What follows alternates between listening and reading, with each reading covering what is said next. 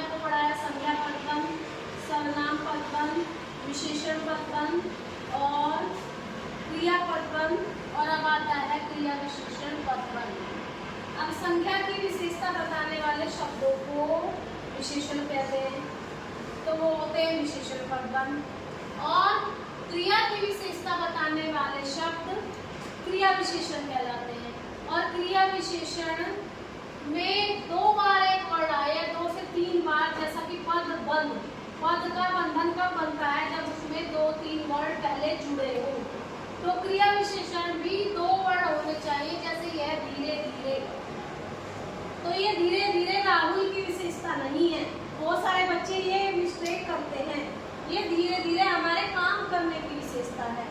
तो जो काम हो रहा है उसको क्रिया कहते हैं और क्रिया की विशेषता जो है उसको क्रिया विशेषण कहते हैं।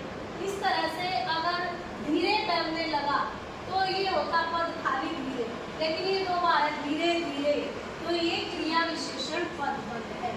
क्रिया की विशेषता बताएगा ये क्रिया विशेषण और क्रिया विशेषण का ये बंधन है दूसरा शब्द, इसलिए ये क्रिया विशेषण पदबंध है। दूसरा है मैंने पुनीता की आधी रात तक प्रतीक्षा की। अब ये प्रतीक्षा की हमारी क्रिया है, क्रिया और ये क्रिया कब तक की हमने, इसकी विशेषता क्या है? आधी रात तक। तो जो शब्द अधिकतर क्रिया से पहले ही आती है क्रिया विशेषण, कभी कभी आपके जो वाक्य है उसके बीच में भी आ जाता है और स्टार्टिंग में भी आ जाता है।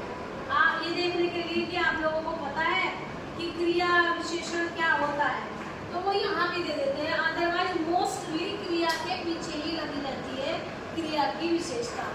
तो ये हुआ हमारा क्रिया विशेषण पदबंध। इसमें आपको मेन ये देखना पड़ेगा कि ये विशेषता काम करने की बताई जा रही है, तो क्रिया विशेषण पदबंध।